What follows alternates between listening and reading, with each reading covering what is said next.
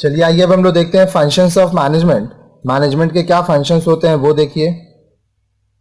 In every organization the managers perform certain basic functions. हर एक organization में जो मैनेजर होता है उसका कुछ बेसिक फंक्शंस होता है। These are broadly divided into 6 categories. अब ये जो फंक्शन है इसको 6 हिस्सों में बांटा गया है। Planning, organising, staffing, directing, coordinating and controlling. ये 6 है। Planning, organising, staffing, directing, coordinating and controlling. These are discussed basically here under। अब हम लोग एक एक करके इनके बारे में पढ़ेंगे। You will learn about these functions in detail in the lessons to follow। आगे वाले वीडियो में हर एक के ऊपर planning, organising, staffing, directing, coordinating और कंट्रोलिंग के बारे में हम लोग एकदम डिटेल में पढ़ेंगे। इनका मीनिंग पढ़ेंगे, एडवांटेज पढ़ेंगे, डिसएडवांटेज, लिमिटेशंस, उसके बाद कैरेक्टरिस्टिक्स, सब कुछ हम लोग पढ़ेंगे आगे। अभी छोटा में देखिए कि फंक्शंस ऑफ मैनेजमेंट क्या है। सबसे पहला planning. Planning is deciding in advance what is to be done, when it is to be done, how it is to be done. Planning में क्या हो रहा है, हम लोग एडवांस में सोच ले रहे हैं कि क्या करना है, कब करना है, कैसे करना है। It is basically concerned with the selection of goals to be achieved and determining the effective course of action from among the various alternatives. अब देखिए आपके पास बहुत तरीका है एक ही काम को करने के लिए। तो यहां पे आपको क्या देखना है प्लानिंग में कि आप क्या तरीका से अपना गोल को अचीव कर पाओगे और सबसे बेस्ट एक्शन, सबसे बेस्ट तरीका क्या होगा। This involves forecasting, establishing targets, developing the policies and programming and scheduling the action procedure etcetera. इसमें क्या होगा, आप फोरकास्ट करोगे। फोरकास्टिंग का एक तरह से प्लानिंग ही हुआ। फोरकास्ट का मतलब क्या होता है, अनुमान लगाना कि क्या हो सकता है। टारगेट आप लगाओगे कि आपको किस टाइम पे क्या काम पूरा कर लेना है। पॉलिसीज बनाओगे, प्रोग्राम करोगे और जो काम आपको करना है उस एक्शन को स्केड्यूल करके उस पर काम करोगे। Thus, planning requires decisions to be made on what should be done, how it should be done, who will do it, where it will be done and why it is to be done. तो planning में क्या है, क्या क्या decision होगा, क्या काम होगा, कैसे वो काम होगा, कौन करेगा वो काम, कहां होगा वो काम और ये काम क्यों होगा। This essential part of planning consist of setting goals and programmes of activities. तो मैनेजमेंट में जो प्लानिंग होता है इसमें क्या होता है, आप गोल्स को सेट करते हो कि आपका ऑब्जेक्टिव क्या है, आपको क्या नेट रिजल्ट चाहिए, आउटपुट चाहिए और उस काम को करने का तरीका भी वहां पे प्लान करते हो। Next, organising. अब देखिए चीजें सिर्फ सोच लेने से नहीं होगी, आपको उसको ऑर्गेनाइज भी करना होगा। After the plans have been drawn, management has to organize the activities and physical resources of the firm to carry out the selected program successfully। अब एक बार जब आप प्लान कर लिए तो मैनेजमेंट क्या करेगा, जो काम करना है उसको ऑर्गेनाइज करेगा, जो संसाधन आपको जरूरत है वो अरेंज करेगा ताकि आपका जो प्रोग्राम्स है वो सक्सेसफुली पूरा हो पाए। It involves determining the authority and responsibility, relationship among functions, departments and personnel at various levels to ensure smooth and effective functions together in accomplishing the objective। अब इसमें क्या है, क्या अथॉरिटी है और रिस्पॉन्सिबिलिटी। अथॉरिटी और रिस्पॉन्सिबिलिटी के बीच में रिलेशनशिप होगा।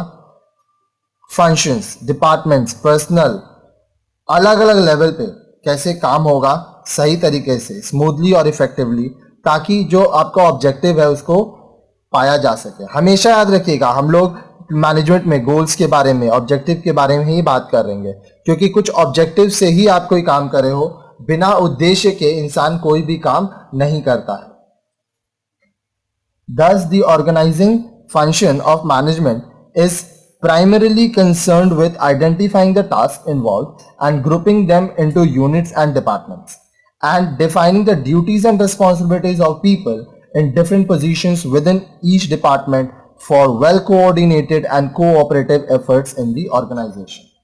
तो इसलिए यहाँ पे बोल रहा है कि जो ऑर्गेनाइजिंग का फंक्शन है मैनेजमेंट में वो क्या है, आइडेंटिफाई करो कि क्या काम करना है, ग्रुप करो सब काम को, अलग अलग डिपार्टमेंट में, अलग अलग यूनिट्स में जो काम करना है वो वहां पे भेजो। ड्यूटीज क्या है किसका, रिस्पॉन्सिबिलिटी क्या है लोगों का, वो उन लोगों को बताओ और ये कोऑर्डिनेट करो कि जो भी रिस्पॉन्सिबिलिटी और ड्यूटी दिया गया है लोगों को वो पूरी तरह से कर पाए ताकि ऑर्गेनाइजेशन का फायदा हो। नेक्स्ट है स्टाफिंग। अब देखिए स्टाफिंग क्या होता है। Staffing is concerned with employing people for various activities to be perform. अब देखिए आप प्लानिंग कर लोगे, आपको बिजनेस चलाना है, तो बिजनेस चलाओगे कैसे, आपको तो लोगों को नौकरी पे रखना पड़ेगा। तो स्टाफिंग का मतलब होता है कि अलग अलग काम करने के लिए लोगों को नौकरी देना।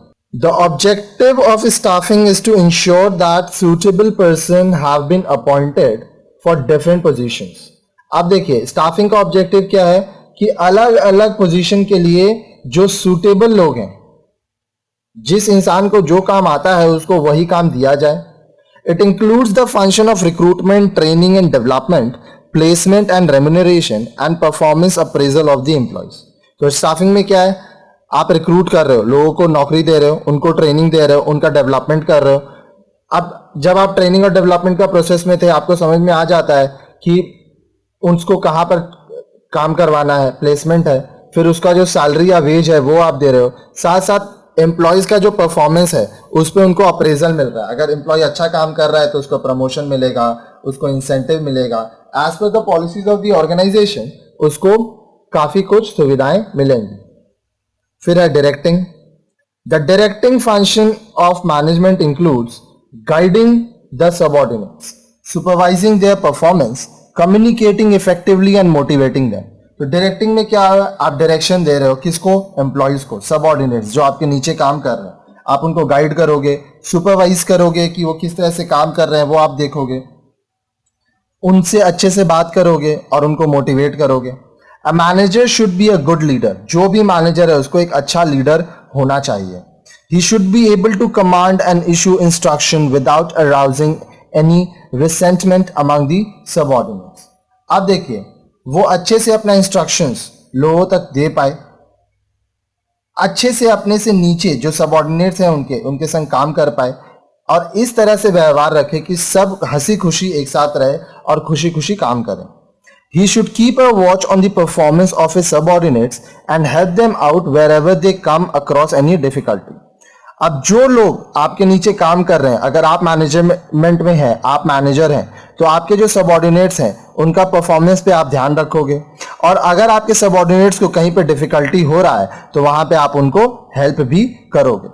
The communication system that is exchange of information should take place regularly for building common understanding and clarity.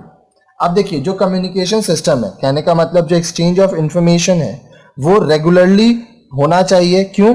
ताकि एक कॉमन अंडरस्टैंडिंग या क्लैरिटी रहे। The manager should also understand the needs of subordinates and inspire them to do their best and encourage initiative and creativity. अब देखिए आपके नीचे जो manager है, उनके नीचे जो लोग काम कर रहे हैं, मैनेजर उनका बात समझे, उनको इंस्पायर करे कि वो अच्छे से काम कर सके, साथ ही साथ वो क्रिएटिव भी हो और इनिशिएटिव भी ले, आगे बढ़कर काम करे। मैनेजर को ये जरूरी है करना। कंट्रोलिंग। अब देखिए बिजनेस में जितने भी लोग हैं आपको सबको कंट्रोल भी करना पड़ेगा। This function of management consist of the steps taken to ensure that the performance of work is in accordance with the plans. अब देखिए जो आप प्लान किए हो वो उसी तरीका से हो रहा है, इस चीज पे आपको कंट्रोल रखना पड़ेगा, ध्यान देना पड़ेगा कि मैनेजमेंट में जो भी काम हो रहा है, जो भी स्टेप्स ले रहे हैं वो आपके प्लान के हिसाब से ही हो, आपका जो ऑब्जेक्टिव हो उसी के तरफ वो काम हो रहा हो। It involves establishing performance standards and measuring the actual performance with the standard set. अब इसमें हर एक चीज का एक परफॉर्मेंस स्टैंडर्ड्स है, और जो एक्चुअल परफॉर्मेंस है उसको भी यहाँ पे नापने का बहुत सारा तरीका होता है और ये नापा जाता है। ठीक है। If differences are noticed, corrective steps are taken which may include revision of standards, regulate operations, remove deficiency and improve performance.